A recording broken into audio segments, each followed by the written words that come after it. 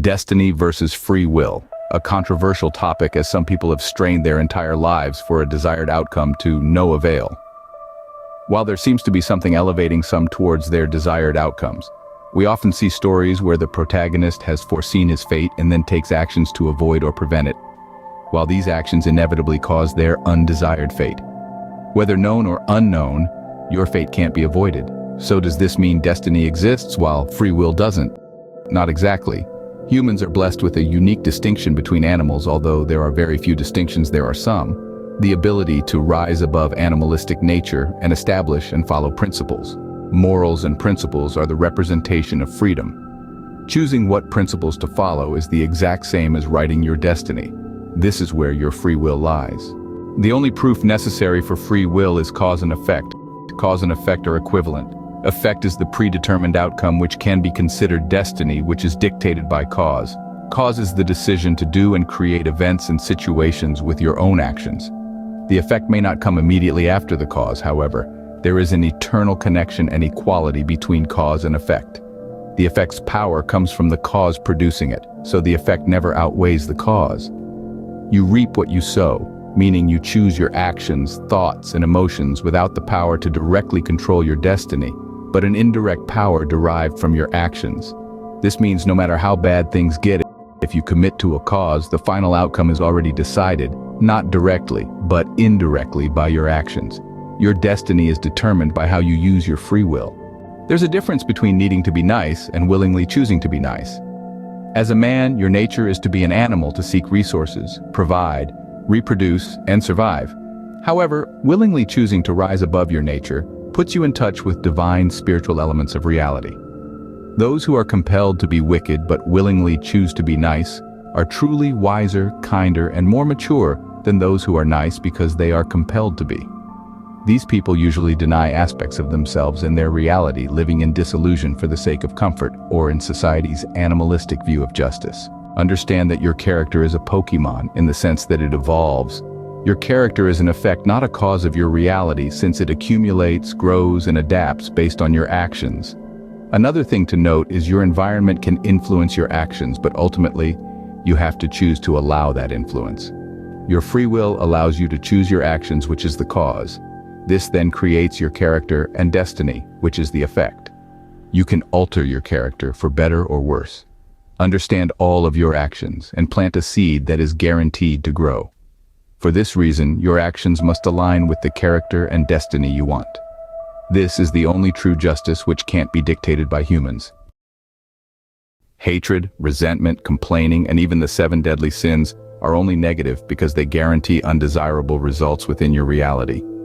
If your actions align with sloth, your actions create a reality where you can't get what you want, due to the lack of action and energy needed to manifest your desires.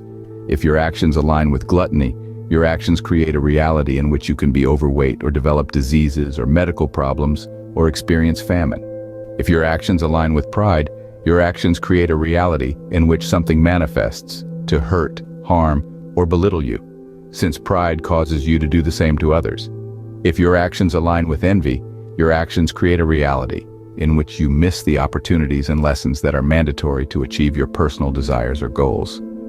That envy should be love and respect, as it will allow you to see and understand how to reproduce the same results someone else did.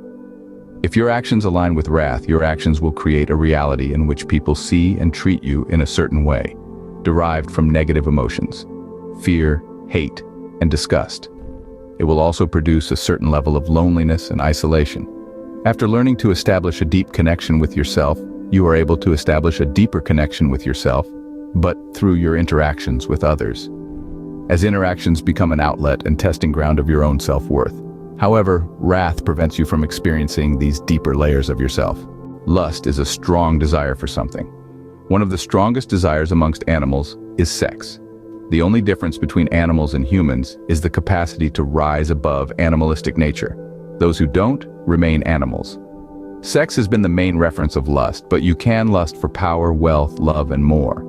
Lust prevents you from seeing the ways you already have what you desire. By being blind to this and chasing big things without acknowledgement and appreciation to the small things, you create a reality in your mind where the small things don't exist. Restricting your own happiness, this is delusional. Until you reach the end of that delusion through the achievement of your desires, most remain blind to it. It's worse for those blinded by lust, as they never get to truly live. However, lust in a sexual aspect can cause decay of character, morals, and even a loss of humanity if one becomes a slave to it. Greed is having an infinite and insatiable desire similar to lust, except greed has no room for satisfaction, while lust brings a momentary satisfaction. Greed is also centered around materialistic things such as money, power, and status, while lust can be for things such as spiritual liberation. Greed prevents you from experiencing happiness as you feel a short dopamine rush each time you acquire what you desire, however it gets smaller and smaller. You become too focused on the objects of your greed. Greed is the desire to have more of something you already have while never being satisfied with any amount achieved. The 7 deadly sins are only tools of negative manifestations. Not to be perceived as bad, just negative, as negative and positive are both necessary aspects of reality. Can we mold our destiny and character just as a sculptor shapes a block of marble? Ponder upon this as we embark on a captivating journey of self-discovery and transformation. Imagine a man, let's call him John. John was once a kind-hearted individual known for his generosity. However, the winds of time have hardened him, turning him into a seemingly cruel being. Despite his current demeanor, John reaps good rewards from his past kindness. Yet the seeds of his present cruelty are sown, awaiting their time to bear bitter fruits. This is the intricate dance of cause and effect, action and reaction. Our present is a rich tapestry, woven with the threads of our past thoughts and actions. Every smile, every tear, every joy, and every sorrow is a result of our past. The power to shape our reality, our destiny, and our character rests in our hands. We are the masters of our fate, the captains of our souls. Our character is not set in stone, it's a mere reflection of our mental habits. These habits are shaped by our consistent actions. Done often enough, they become as natural as breathing. So, how does one shape their destiny and character? It begins with a vision, a grand vision of who you want to be. Then, identify the character traits and habits necessary to realize this vision. However, knowledge alone isn't enough to transform one's destiny and character. It must be coupled with action and experience.